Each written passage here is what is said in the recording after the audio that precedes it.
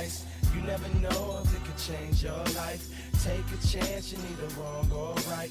You never know if you don't go. Howdy, Rob. Howdy, Matt. I want to announce to the listeners that we're doing a rebrand.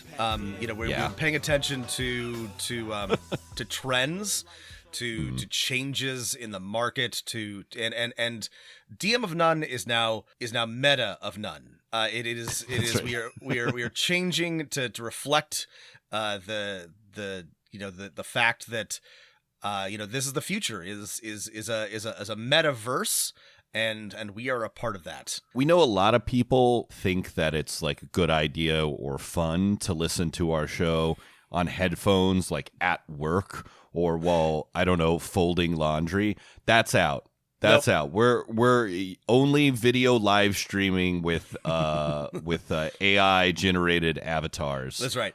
You have to be live in the room. From now on, you'll be using a token to log in to our proprietary Web3 DM of Noneverse, and sitting your fake virtual butt in a chair and listening to watching our floating heads talk. Yeah, we're getting meta. We're talking about metagaming. Yes, today, and it's interesting. We have absolutely talked about metagaming, and it comes up a lot. We have not done a full episode on metagaming, and it's. Here's the thing. I'll tell you why. I think it's because we both think it's an annoying thing to talk about and an annoying topic, and so it has not been a priority. But I am actually excited to address this because there is a lot of talk about metagaming, and it is an interesting topic for GMs to cover. Our initial response is always like, "Oh, this isn't a problem, whatever," and then move on. But obviously, there's more to it than that. I mean, my like big brain take is like, if you have problems with this, then you have problems with your table and with your players, and like it's better solved with talking to people than figuring out how to get around metagaming. That being said, it is, I think, important, especially for new GMs, to maybe understand what it is and how to sort of approach it, because as you'll see, inexperienced players can sort of like stumble into this accidentally, and inexperienced GMs can sort of overreact if they don't know what they're doing. So it is worth addressing. Big picture, meta problems require meta solutions, Rob. Right. If you have problems with metagaming, maybe you should talk alongside or outside the game, the definition of meta, and with your players. But yeah, let's start with like some of the new player problems. I just poked around the internet, found some dungeon masters complaining about things, tried to come up with what are people talking about. It's usually stuff like, here's a quote from a random person on the internet: "If anyone here has any tried, tested, and true methods to stop players from metagaming, how do I get players to stop calculating odds?" End quote. Well, it's a great example of what might be metagaming. I don't. You're probably maybe wondering like what the definition of metagaming is. We'll get to that. We'll get to that. Just bear with us. This is very funny though. It's like, well, I don't know. They're sitting in front of them with a character sheet with numbers and dice. Right. Are you asking them odds, not to use their brain? Yeah. If so, maybe don't play a game with dice and odds. Depending on who you ask, like, what is metagaming varies, dramatically. Matt found a hilarious article on on Comic Book Review about a player who got kicked from their group for reading the manual. Yeah, go ahead and read that quote, Rob. In a post made to the subreddit for the classic tabletop role-playing game Dungeons & Dragons, the OP explains how they spent their free time reading over the rule books and learning the core mechanics of Dungeons & Dragons, because it is nothing like any of the games they played growing up. The other players and the Dungeon Master apparently interpreted the newbies' actions as metagaming and kicked them from the party, which is really funny. Now, fellas, is it metagaming to learn the rules? Now, so here's the thing. I've had new players, pick up the module that I was running and like read ahead, or like open up the monster manual and like look up a monster stats. That to me is metagaming in a way that I don't like. But you might say, well, there's not a whole lot of daylight between that and like reading the rules. Like, where do you draw the line? And that's a great question. But, you know, this is what we mean when we say metagaming, and you know, it varies. I mean, yeah, it absolutely varies. So I suppose you could run a table where no one knew the rules but you, and everyone everyone else was just kind of improving and saying what their characters did without any knowledge of their own stats or abilities. And yeah, you just ran the game. You could do that. I don't think very many people do. Another complaint was, how do I stop players from saying things that don't make sense in the game world? Like, I only have 15 HP, heal me, or give me a +2 or advantage on a check. Is this a problem, Rob? To have player? I mean, not to me. I guess if it really, like, if you're really immersed in the verisimilitude of your Dungeons & Dragons game and people are saying this might upset you. You know, a more common example is, like, a player saying, well, like, how much HP does the monster have? Like, does it look like it has half HP? And this is funny because in 4th edition you had bloodied, and so you could sort of measure, like, if a monster was more than half hurt but doesn't exist anymore.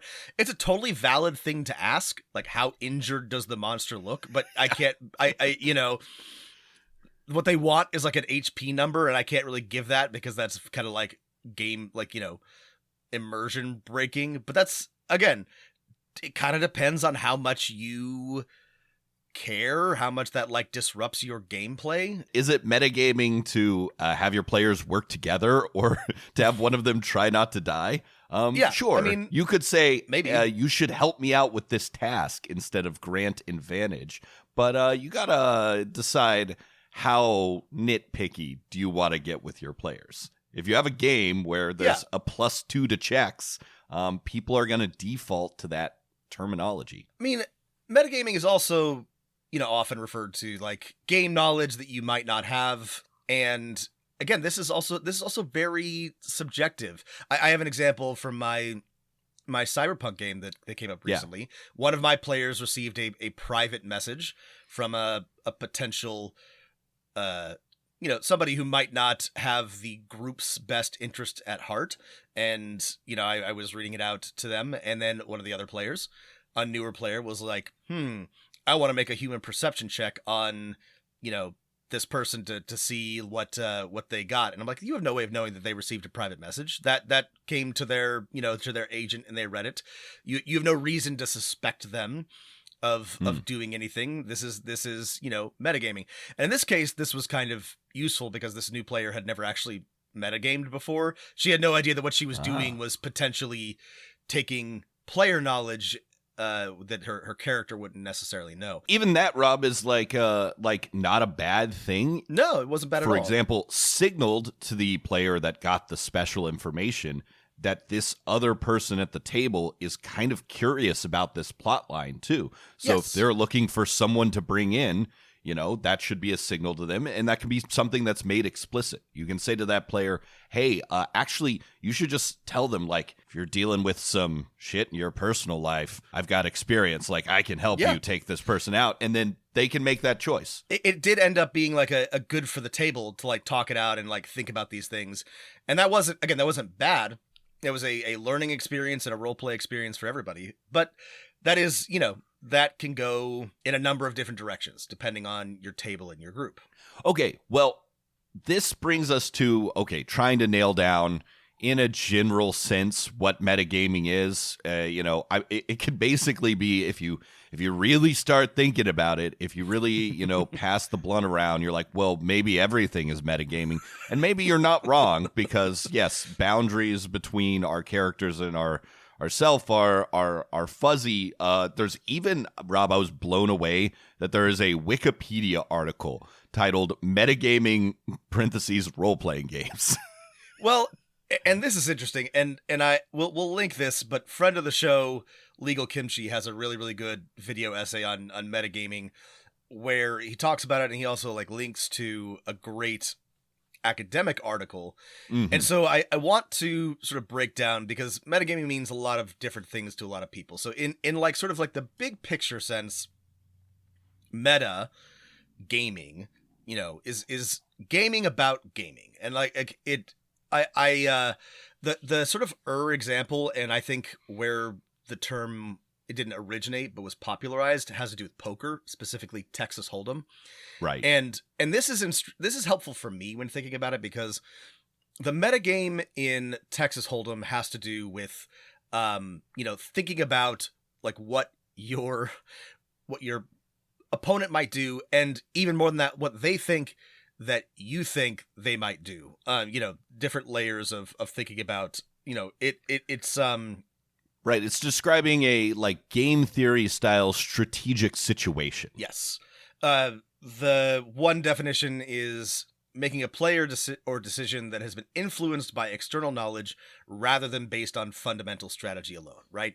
So you can play poker and you can just try to do the best. You can just try to make wise decisions about what cards to keep and what to go for, but you will not win if you do that, because any idiot can choose, well, not any idiot, but that part's easy. What's really challenging is like knowing what your player is thinking and trying to get them to make mistakes, or knowing what your opponent is thinking, etc. In a similar line, right, in other competitive games like StarCraft or yep. Magic the Gathering, you could be like, all right, I'm going to play the best game possible, but if you know your opponent is likely to pick Zerg or an aggro mono red deck, that deck that is objectively good is probably not the best deck to deal with those decks. So you're going to change what your build is or whatever, right? This is the meta people talk about with like right. Dota or whatever. I mean, this is a great example. I was never competitive at StarCraft, but I'd like to play competitive games. And I did not want to spend all of my time thinking about the meta. I got good at one thing, and I got as far as that would take me, and then I stopped playing. Because I did not really feel like learning 10,000 different things and trying to like get it in my opponent's head and modifying the strategy. But like a lot of people, if you want to be competitive, you in competitive games, metagaming is necessary. Like it's a mental game, and you have to sort of like understand the strategy, right? You have to, if you want to compete at the highest level, and this is true of everything from poker to chess to StarCraft, you have to use the most, competitive strategies, and you have to be aware of, what your opponent is likely to use, and so on and so forth. And this does not apply to role-playing games, but I think it's a good starting point, because I think the root of a lot of metagaming, or what we think of metagaming in tabletop, has to do with people trying to win, or thinking that they need to compete, or thinking that they need to be optimal. And so they do things that are not, in this comparison, they're not picking a strategy for their Terran StarCraft game. They're doing what they think they need to do to win. And I think this is a sort of like a fundamental misunderstanding of like what TTRPGs are for, but you can understand where the impulse comes from. Right. And the authors of this academic article describe metagaming in role-playing games as breaking the fourth wall, and it has a very different usage. But I think one thing that is similar, right, is if your mindset is in the right place. Role-playing games are a shared story or art or a fun thing to do with your friends. If your mindset is any of those things, then metagaming is not only like positive, but probably necessary at all times. Just like to compete in StarCraft, it's necessary to metagame. Same is true for role-playing games, if your mindset is in the right place. Correct. It's interesting because as we have alluded to, theoretically, you might want to, or you might think of your role-playing experience as, you're perfectly insulated. Your character is perfectly insulated from you, the player. Any knowledge that you, the player, have, the character might not have, and the character will act, if you are role-playing or gaming well, like precisely in line with their desires and motives. And so if you are a big dumb orc barbarian, you will always charge directly at the closest enemy and hit them with your axe, because that is what Grognak the barbarian would do. But that is not how people play, and that is not always fun for everyone. In fact, it's often not. when you sort of rigidly adhere to, what would my character do? And so there's a lot of good metagaming that involves, figuring out how you are going to work together with your party and using some out of game knowledge to make informed decisions. I mean, one thing I think about often with regards to metagaming is if your characters encounter a vampire, it's got a cloak, widow's peak. He's saying, "I want to suck your blood," and he's, and it's like turning into bats. Like, are you going to expect them not to, like, try to use a daylight spell or garlic or steaks or anything? Like, are they not going to look for, like, are you expecting them to be like, what is this strange creature that's attacking us and wants to drink our blood? Like, that's silly, right? Like, somebody is going to, like, right. say we try to, like, knock a hole in the ceiling so that he gets hit by daylight or by, like, the sun. Like, that's, but if they do the same thing with, like, with a troll, for example, and they're like, well, I use fire or acid on it, that's, that's possibly something that their characters might know.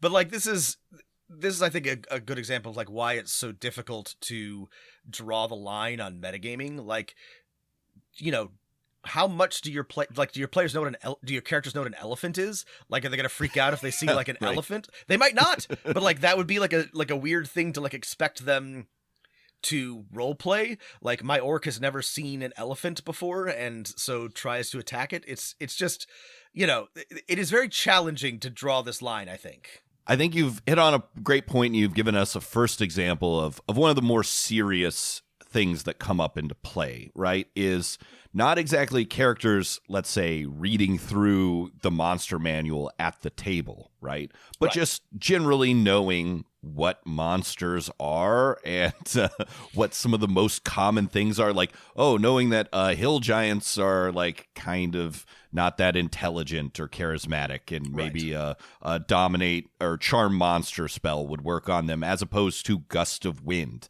trying to knock them over.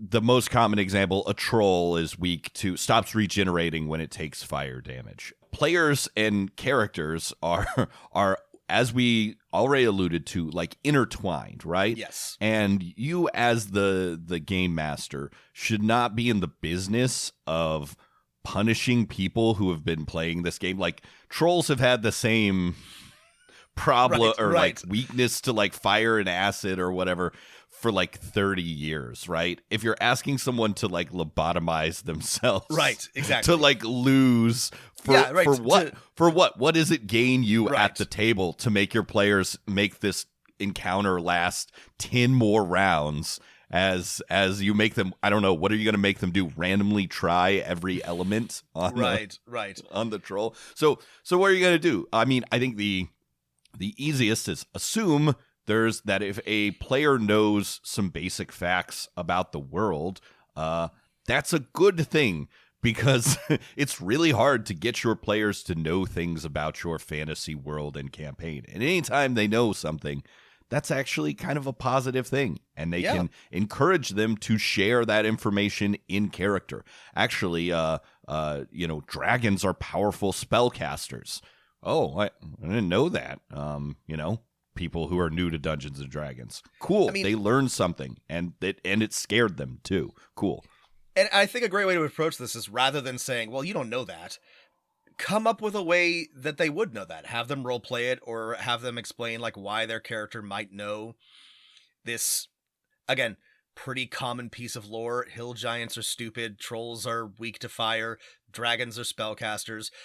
Again, if they know something, like, incredibly, if, like, they know something about a monster that's, like, incredibly obscure, and then maybe push back. But if they, the player, know, again, one of the many common weaknesses or many common details about a monster that's been in the monster manual for 40 years, just find a way that their player, or their character, might know that. I mean, this is good fun metagaming. It makes the game, interesting. I think it moves things forward. Unless you are really counting on something to, like, make an encounter work, I wouldn't fight them on this. Well, yeah. What are you again, all metagaming problems have metagaming solutions. Right.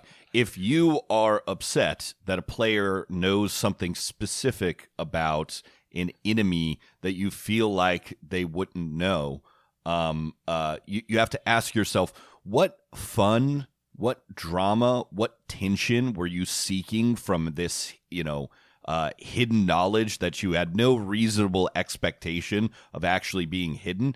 And if you ask yourself that question, there's probably, the answer is probably, well, I wanted this fight to be more difficult. Well, then the solution is just, upping the character's hit points or giving them a few more lieutenants in the fight.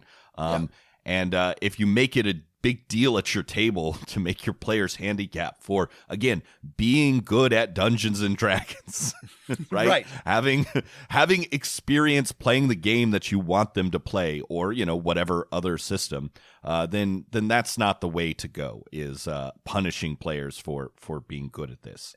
And if from a tactical encounter perspective, you're really attached to this, then put in a troll variant. Make it a fire troll, and they have to use cold on it instead of fire to stop its regeneration. Like throw a curveball. But if you're just using standard monsters and they figured out, that's okay. It's not the end of the world. Well, here's an example building on that that we read in John Harper's Blades in the Dark DM section. I think we read this full quote on that episode, but I'm going to read it again. Quote, "Keep the meta channel open. When you portray an NPC, tell the players things that are going unsaid. Invite them to ask their gather information questions to dig deeper. The characters have a broad spectrum of senses and intuitions to bring to bear in fiction. The players only have the narrow channel of your few words. Help them out by sharing what they might suspect, intuit, feel, and predict." I like this a lot, and this is a principle that I follow because, your players only have what you're telling them, and there are things that they are likely, or their characters are likely to pick up on that they may not know to ask about, and you can just go ahead and tell them that stuff. You can give them information that in the game they would probably be able to intuit, or that they would notice. And that's I also think of, the other thing I think about from Blades in the Dark is that really relates to this whole conversation is don't be a weasel. I love that rule from Blades in the Dark. And that means it's if you're doing something annoying to gain an advantage, you're being a weasel. Don't do that. Just okay. Yes, technically, you can do whatever, within the rules, or you might know something, but are you being a weasel about it? Don't do that to gain an extra +2 or whatever. It's a good principle from both directions. Two examples of how this could work in practice. A quick one for the stupid troll encounter, right? If you put in a different troll, your ranger's going to notice something's up. This troll's skin is burning and looks like lava. You've got to tell them that. If you put in a troll that has a different weakness, but don't describe it any other way, then again, your players only have your few words. In a social encounter, right, this might be okay, you might talk with an NPC with a very monotone, robotic voice, but unless you tell your players their eyes are glazed over, something seems off, they're not acting naturally, right? They might not intuit, right, that this character has been charmed or is under a magical hex or something like that. Yes. You've got to keep that meta channel open because your work, you can't rely on your incredible acting skills, especially when you're only saying 10 words. And this is important because even if you are doing your best in acting and providing a lot of description, your players may not pick up on that. And again, in sort of the fiction, their characters absolutely would. And so you need to sort of help them metagame, or you need to metagame positively in their direction. There are definitely, we've been talking a lot about when metagaming is helpful, but there are definitely times when this is a nuisance. And an example that came up a couple times that kind of blew my mind because I had never encountered this, but it doesn't surprise me, is like a player, inventing gunpowder, like, discovering Right. how to like make saltpeter and building a bomb. Like you could do that. Sure. That all the elements exist in Dungeons and Dragons. And I guess if a player knows the process to create saltpeter and gunpowder, but like, why would you do that? Why would you be such a pain in the ass? But somebody might, and that would be metagaming, right? If you take your player knowledge that you know how to like create a bomb out of your own piss on the side of a mountain to fight off, rest in peace, Cormac McCarthy. But like, that would be metagaming in a way that's like really irritating. Right. Now, again, the solution to this problem, right? This example of, okay, I'm going to build a car or whatever. Like, sure, okay, whatever. I'm going to build a flying machine. I create a steam locomotive as the Romans did, and it's annoying. Don't do that. It is you got to ask your players, what are they trying to accomplish? And I think the gunpowder example, as stupid as it is a common one because players often want to blow something up, right? Yeah, right. They're often like, well, I think the solution is to explode this dam or, like explode something. And I think that's fine because in a lot of our fiction and movies and stuff, like, there is a ticking bomb or a bomb that the players, and that's exciting. And yeah, usually the players, it's like, okay, I'm going to pile some barrels of lantern oil or whatever, like, Yeah, right. And for me, that's fine. Let them do that because bombs or like a big explosion are cool and such a common trope of fiction that you cannot take them out of a game that is even like a medieval fantasy game. It's Greek fire, Greek whatever. Fire. We don't know. Give what them an that is. option. Yeah. Let them build a bomb, but if they're trying to make a bomb, you just have to ask them, what are they trying to do? Right. If they want to make a big explosion, yeah, give them a way to make a big explosion. Yeah. Okay, or give them a way to collapse a building, or sink a ship, or get a dragon to eat a thing that then they can explode, right? Right. And you have to ask yourself, in all of these cases, they all sound a hell of a lot more interesting than fighting a creature until its HP goes to 0. Right. So if you only like that type of game, well, we're just very different game masters, I suppose. I sort of like it when players are like, well, the plan isn't to kill the dragon, it's to get them to eat the magic crystals that will explode when contacted with fire. That sounds like a hell of a more interesting encounter to me. Mm-hmm. This reminds me of another. This is again sort of metagaming. The peasant railgun. Matt, do you remember this? Yeah, sure. So because handing off an item is a free action, right? If you create a line of peasants, sufficiently long and in 6 seconds they can pass a stone 100 meters and get it up to like insane velocity. Obviously, this does not work. Again, technically, it's certain interpretations of the rules it would allow this to work, but that would be an incredibly, again, gamey and annoying thing to do, which your players might attempt. But then, like Matt said, a good thing to do is to be like, what are you trying to accomplish here? Like, do you just want to create a railgun because it's fun, or is there an intent to this really annoying metagamey action that you are trying to pull off? For this situation, I'm going to quote a friend of the show, Legal Kimchi, in his episode on metagaming. You have to decide, quote, what your group needs to. Let me take that again. You have to quote Legal Kimchi, quote, what your group needs to agree on is what level of metagaming is okay for your table. And I could see 2 possible solutions for this. Your group might be, if we can make something work in the rules, then it's like an awesome power. Maybe not the peasant railgun, but some, combination of special abilities that when taken together in no way could realistically happen, but create a plus 20 bonus. And so we decide that that's actually just a cool special ability that players have, and it's cool when they pull it off. Or we're taking the approach of, this is unreasonable. My ruling is that this can't happen that way. And either is fine. You have to decide, this is just a quick conversation with your players. Yeah. Let's talk about another pretty common example of metagaming, which is when the group splits. And when this is a great example. Sorry. Yeah, this is why we hate splitting the party. It's because of metagaming. No. It's one of the many reasons why splitting the party is annoying and don't do it. No. But it's great. Yeah, so let's say you're all sitting at the same table, but 2 players go one way and 2 players go the other.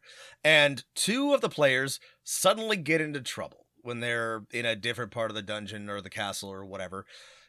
Your other players don't know that. They have no way of knowing that there's a situation happening with the rest of their party. But I think it's quite common for them to start acting as if they know that something is going on. Yeah. How do you deal with this? How do you approach this? Again, this is information that their characters would not have, but they are going to try to want to act on it. So how do you metagame this, right? We've moved from the basic level to, I think, the level that most game masters are at with metagaming, right? To steal Matt Colville's definition, metagaming is acting on information your character wouldn't have, right?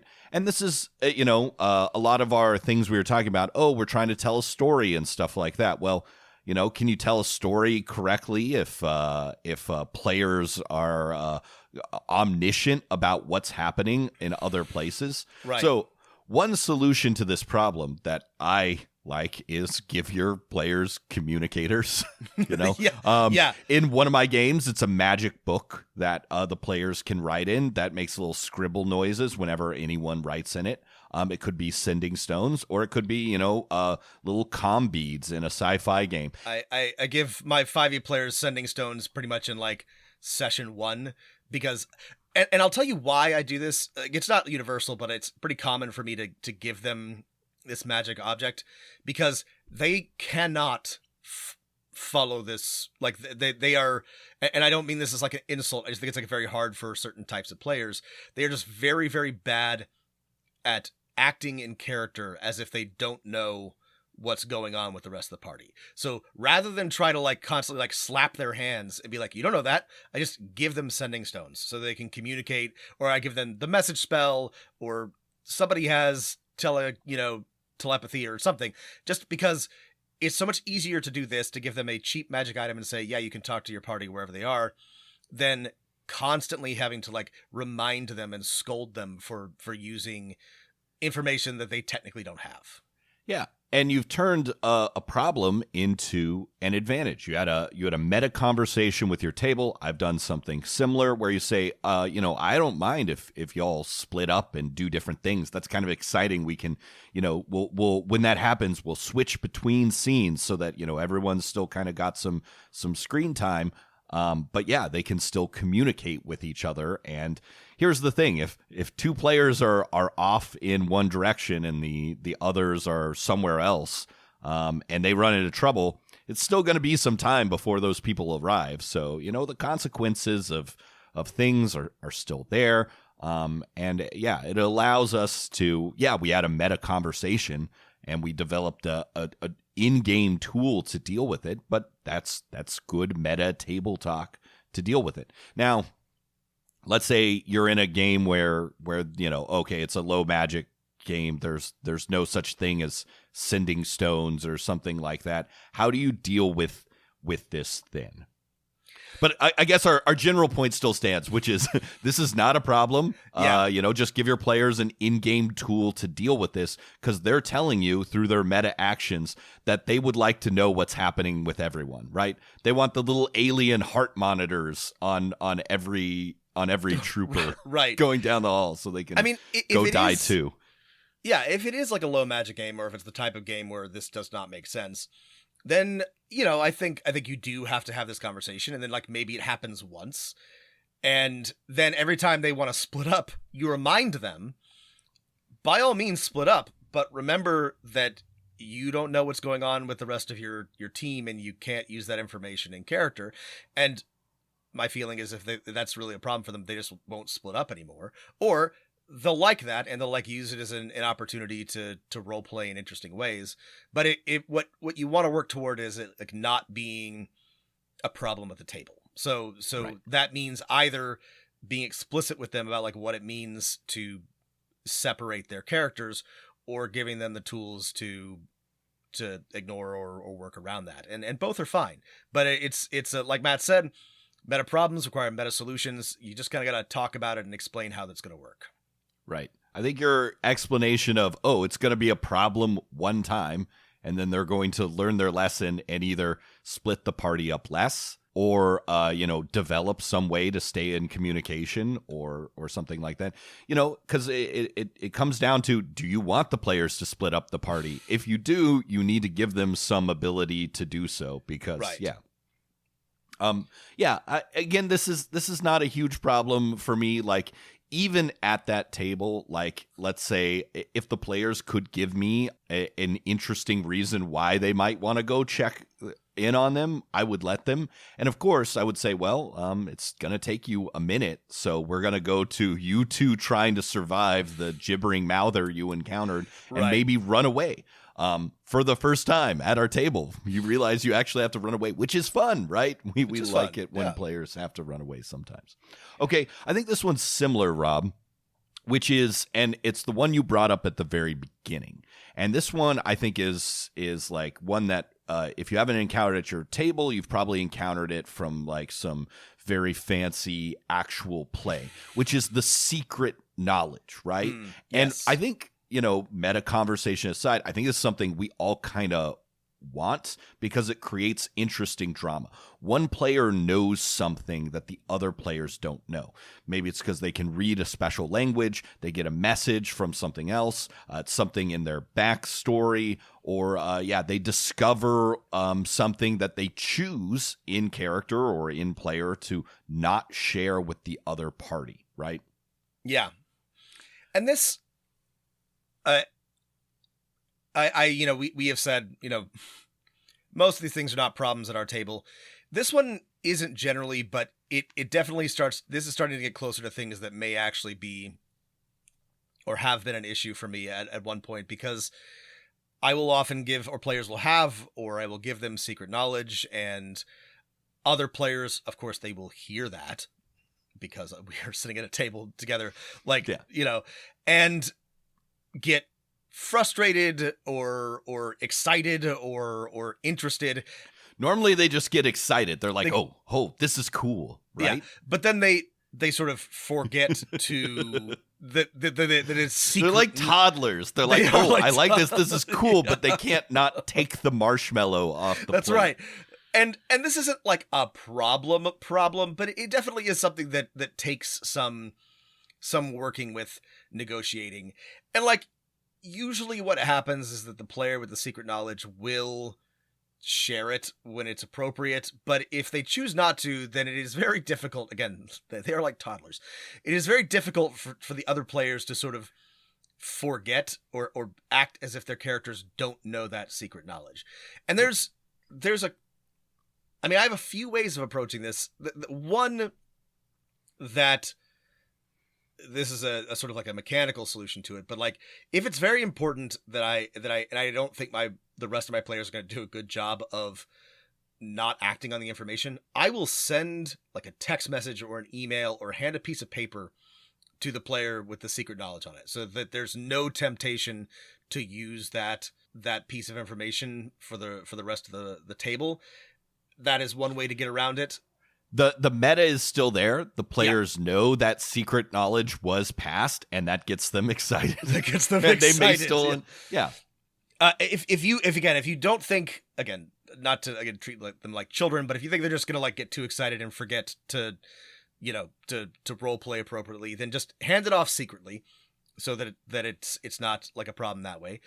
Or you can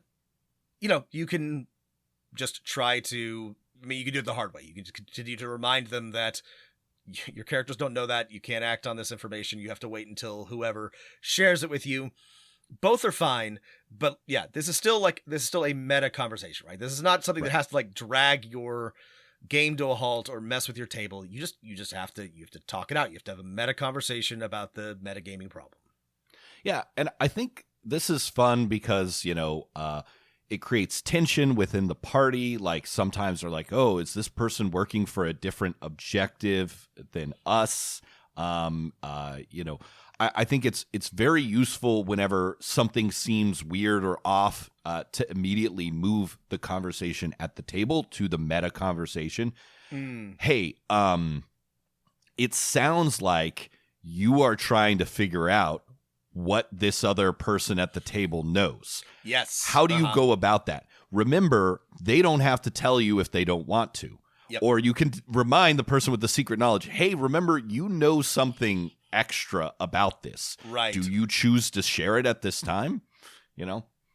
I've had people have secret knowledge and then kind of like forget they had it, but everyone else at the table was like, don't you know? And I had to be like, hey, remember this? Yes. And they're like, oh, yes. Actually, now is the time I do want to share that. This has happened to me too, and it's funny. There's a risk of this sort of developing into like a PvP metagame where players are like trying to like bluff other players. Or I like make a deception check against them. Yeah. No, you don't. No, and that you really want to avoid. Like maybe like once or twice, like when like it's really, really critical. But what you don't want is the players trying to deceive or perceive the others at all times, like being actively suspicious. That's just what's annoying and slows the game down. So you just have to remind them, right? Rolls and these skill checks are for you and me, game master and player, not for each other. You just need to talk to this person right That's now. right. Yeah. You can go ahead and say out of character, I really want to know this secret. I won't tell it with anyone else. Then describe what your character does. Right. Exactly. That's a great way to approach it. And again, for me, this is not a problem. This is actually one of the reasons I play games like Dungeons and Dragons, is to see how these types of things will play out, right?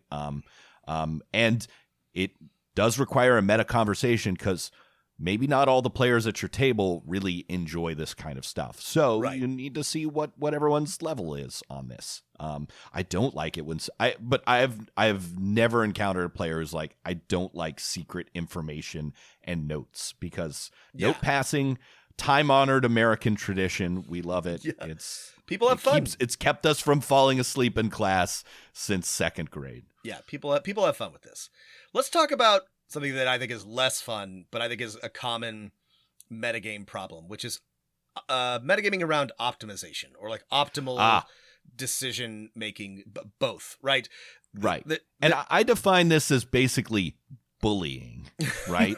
Metagame bullying, where one player is like, actually, you should, rage and double attack, or, actually you should cast this spell instead, right? Because they have perfect game knowledge or whatever, and they try and convince another person at the table to do something other than what they wanted to do. This can be good and bad. Like if your wizard player is constantly telling your barbarian, you need to rage and power attack and, blah, blah, blah. And that's annoying. But if your wizard player is struggling and is like, God, I don't know what to do, and your barbarian says, well, you've got sleep prepared, and that might be really good against all these goblins, and they're like, oh, thank you, that's great, that's good, right? Like, that is also technically metagaming, right? Your barbarian doesn't, again, in character, doesn't know what sleep does, but like if your barbarian player wants to help your wizard out, like with what their decisions, and they're receptive to that, that's great. Again, that is positive metagaming. And I think it's important to remember, if you're a real hard ass about metagaming, that kind of thing is, I guess, technically not allowed, but it would be so, I think it would be just like such a shitty DM thing to do, to be like, you can't help them make decisions about how to play their wizard because you aren't a wizard and don't know anything about spells. That would be like such like a pain in the ass thing to do. But vice versa, you really don't want to encourage people to, like push their party members into like, you should really take power attack at level 4, if you want to be, optimal, and, you need to make all of these like decisions about your character if you want to like, contribute to the party. That is annoying metagaming, and I would explicitly not allow that. Yeah. Yeah, this is a lot of the things we've been talking about are whole group conversations. Yeah. The bullying optimizer is usually 1 or 2 people at most tables. And that can be like a quick side conversation, right? Which is like, hey, sometimes you gotta just let the other people at the table do what they want to do.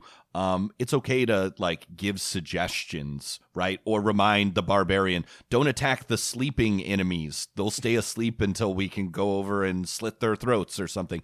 But don't tell them what to do for every action. I think it's making things less fun. And people will be like, oh, okay, usually it's people who are like get really into the efficiency of a combat heavy type tabletop role-playing game, and that's just a personality type, and people usually realize that they have that trait and are like, okay, yeah, I remember I need to walk that back, thank you. Usually they're receptive to saying, hey, let people make their own decisions. There's an element of this I think this is kind of like a gray area where you do have to negotiate with your players and figure out like what your table wants to do, because there's also sort of like a question of optimal decision making, right? So let's say that you have a paladin character who's not terribly bright, but is, just a standard paladin, right? And so they go into a combat with a bunch of goblins or something. It might make sense for the paladin to charge directly at the closest goblin and start smiting. And maybe they'll always do that. But also maybe there's a goblin spellcaster in the back, and actually they decide that they want to charge past the goblin fighters and attack the goblin spellcaster because that's technically the more dangerous foe. Is that in character? Is that too tactical for Sir Gallant Dumbass, the Shining Knight? I don't actually have an answer for this. Like, it wouldn't bother me at my table if never for me. If the paladin decided to like do something like tactically a little bit more interesting, but one could make the argument that they really should just charge forward and smite the closest enemy. I don't agree, but if you are starting to make that argument at your table, then you need to play a different role-playing game, because there's very little in Dungeons and Dragons besides your tactical decisions in combat. And if you're saying someone who is trained in weapons doesn't know who to attack with their weapons, then you need to play a different game. I agree, but it is something that may arise, I suppose, in meta conversations.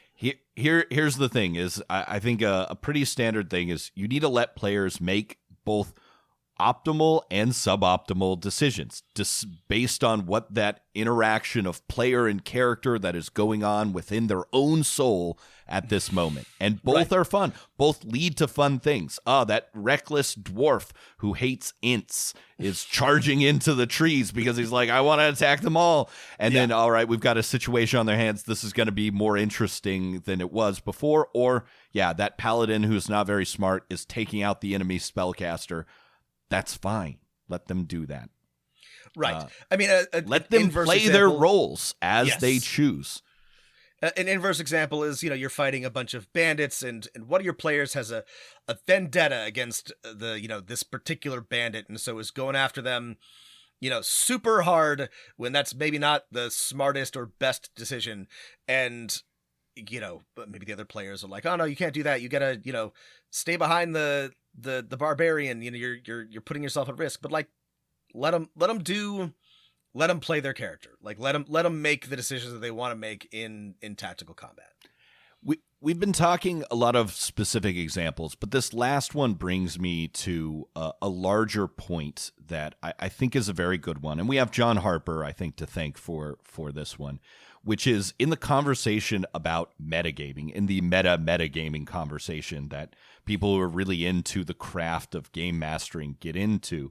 We're often talking about it's the fact that the players know more than their characters. And actually, the thing we should be more concerned about as game masters is that the characters should know more than the players in like 99.9% of situations, and we need to help that come across in the table. Yes, your dumbass paladin actually knows more about fighting than your character. Yes. So this isn't really even the problem here, right? We need to help convey the fact that the characters are in this world and are seeing and experiencing a million more things than is expressed at the table. Yeah, and we've alluded to this before, but like I think it's a major problem with a lot of DMs, GMs, to only give players like what's written down or what they specifically ask for, which is ridiculous, especially with like game knowledge, like or like universe knowledge. Like if your players seem confused, or you can just like tell them about this king because everybody knows who this king is. Like you don't have to like make a roll or ask me. I'm just going to tell you that King What's-His-Face is the ruler of, this neighboring country. Everybody knows that. Or you would say like, you didn't ask, but like this person smells really bad because he works in a tannery. Like, you didn't think to like ask that question, but that is something that your characters would notice. And I'm really glad that you brought up this Harper quote because I remember that from the Blades in the Dark. And it does require a little bit of extra of effort on the GM's part to try to remember what is obvious to you and that your players might not know to ask about, and what's important, right? You don't have to tell them everything, but there are things that are important, right? There are things that are relevant to the situation that you should just give that information to them because their characters would know.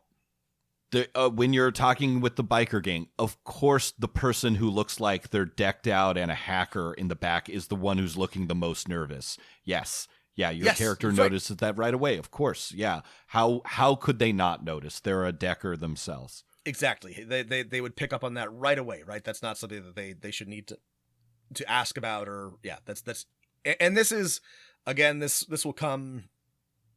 I think that there can be an instinct to hide knowledge from your players, and I don't think it's necessarily like a bad one, but I think it's better to give them more, especially when it comes to like details or things that their characters will just know, so they can make better, more interesting decisions, and so that you can keep the fun stuff that they actually do need to work for, like hidden behind a check or having to talk to the right person, that kind of thing. But give them what they need or what their characters would know to make interesting or informed decisions. And then if it is like actual like secret or challenging knowledge, or somebody is trying to hide something, that feels a lot more valuable when they do manage to suss it out. If you're a game master and you have successfully completed at least one session, I'm going to bet that the bigger problem, right, is that the characters know more about the world than your players, not the other way around. Put that on a sticky note, put it on the back of your screen or on your laptop. Like, just the characters know more than the players in a micro scene, in a single action, in a larger, bigger picture context. This is the problem here, and this is what you can help fix. And speaking of what you can do, I'd like to end with this topic of thinking about the metagaming we do as game masters, right? We have to, right? Our job is to make this a interesting story or a fun time for everyone. So we're constantly thinking about the metagaming. The metagame. How do we do it often? How do we metagame often? And how do we metagame well? I'll start with the first example of consequences. It is great to tell your players, yeah, you can do that. It'll be at disadvantage. It'll be at a -2. Right. If you do that, you'll provoke an attack from the goblin that is standing over there. Right. Right. This is a great example. I want to go back to one of these definitions relating to Texas Hold'em, because I think it's useful. Oh, yeah. The highest level of strategy in many complex games, metagame refers to any aspect of strategy that involves thinking about what your opponent is thinking you are thinking. So take this and apply this to Right. Dungeons & Dragons. It is actually important to think about what your players think you are thinking, right? Yes. And again, this requires like a level of sort of self-awareness and thoughtfulness that is challenging. So I go easy on yourself. But like, if your players are asking you something, again, Matt's example is like, yeah, if you charge past that guy, you're gonna create an attack of opportunity.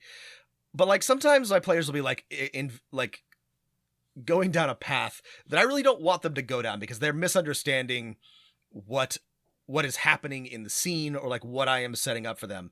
And so you have to try to like get ahead of them there. So if they're like, using a Cyberpunk example, they're like, well, what does the network infrastructure look like there? And I'm like, well, okay, hang on. This is owned by Arasaka. If you start plugging into this building, they're gonna send a bunch of like spiders down and like blow your network's brains out. Maybe don't do that, right? Like not to just start jacking into random buildings, or your characters know that. No better than to check into a strange terminal. The most sexual joke in all of Star Wars. That is such a sexual joke. But like again, it's no big deal if like it's not a huge deal if they just do that. But like you want to sort of like understand what they are getting at and like make sure that they have the character knowledge that is appropriate, right? So they don't do something the characters would know is insanely dangerous and stupid. Like, you can just let them do dumb things, which is sometimes fun. But if their characters would know not to do that, it is important, I think, for you as a GM to get out in front and be like, you can see that guard is, like, watching you. He is going to notice if you try to, like, scale the wall next to him. Rather than just saying, okay, you start climbing the wall and the guard like, hits you with his halberd. Blows the whistle. Yeah. Blows it's the just whistle. like, oh, okay. Yeah. I mean, think about what this is going to be like in 2 minutes. Yes. Is the player going to be like, I don't care that this is stupid. I want to do it anyway. Or are they going to be like, well, I didn't know someone would immediately notice me, which is important and makes me think that one of the ways to get around this is to ask your players frequently, not just what are you doing? Like, oh, I'm trying to climb the wall. Well, what are you trying to accomplish, right? What is the goal here? And if they say, I'm trying to get in to the data center unseen, well, then you can be like, well, climbing the wall here is a bad idea because people can see you.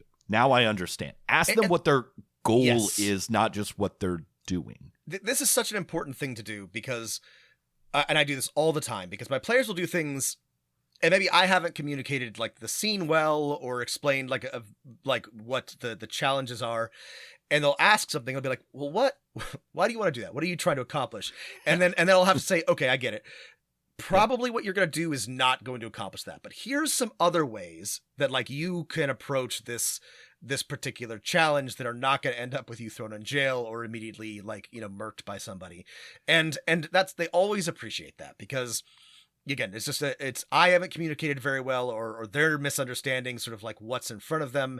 And rather than just like players are working on limited information. Yep. They don't know everything that's going on. They only know what you've said. Maybe you haven't said all the things you needed to say. Exactly.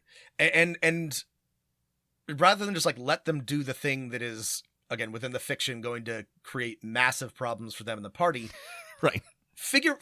Again, sometimes that can be fun.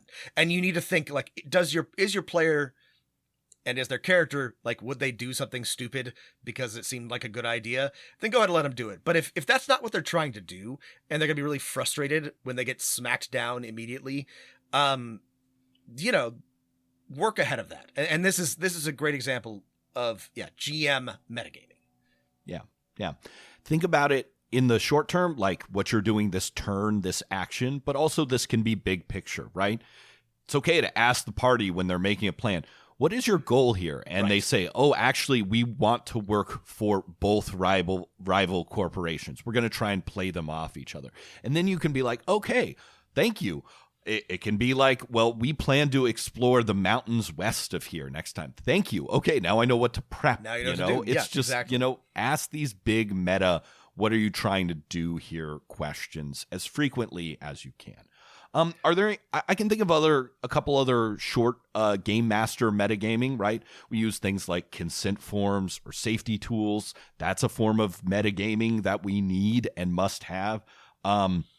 I occasionally will do very quick cut scenes. I got this from the West End Star Wars role-playing game, which often started with, Imperials on the deck of a Star Destroyer discussing their plans, and then it shifts to the players who are the rebels. That lets the players immediately know, out of character knowledge, that they're absolutely going to use during the game, but it makes it more fun. Like, you can try that. Just don't monologue a 10-minute scene for your players. That's too long. Right. 2 minutes max.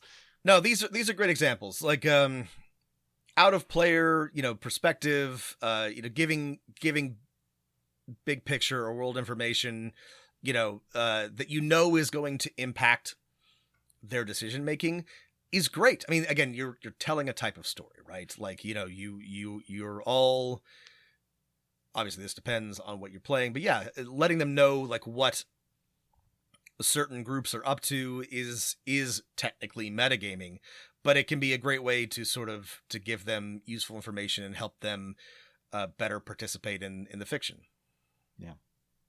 I think our overall point is that it's a fool's question to be like, how do I stop metagaming, or like metagaming is bad. Right. In fact, metagaming is necessary to play any game, and especially a game as complex as a TTRPG.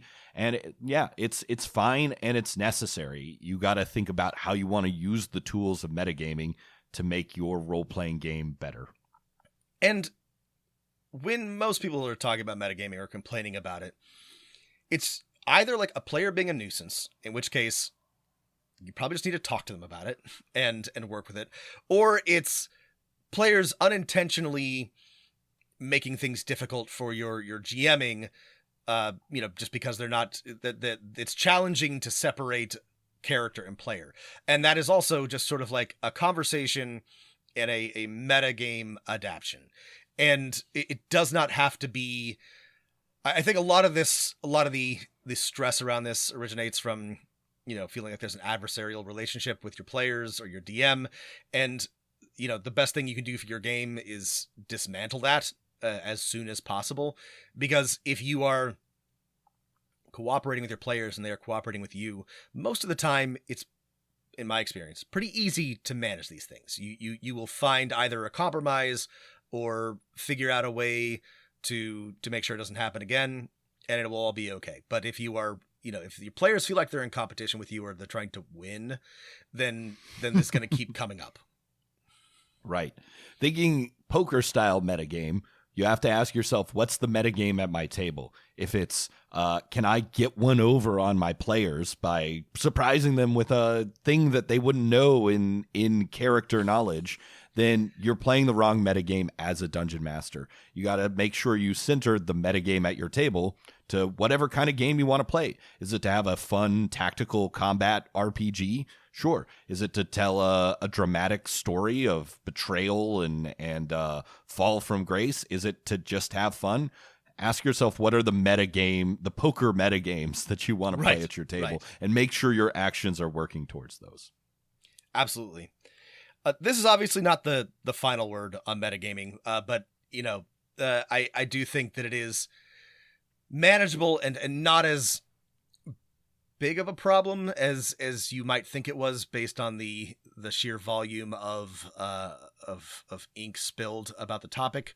But I hope this was helpful. If you have thoughts or questions or want us to address something else about metagaming, please write us at dmofnone@gmail.com. You can add us on Twitter at dmofnone. You can check out our Patreon at patreon.com/dungeonmasterofnone. Hate the player, not the metagame. That's right. So whatever you do, keep rolling them dice.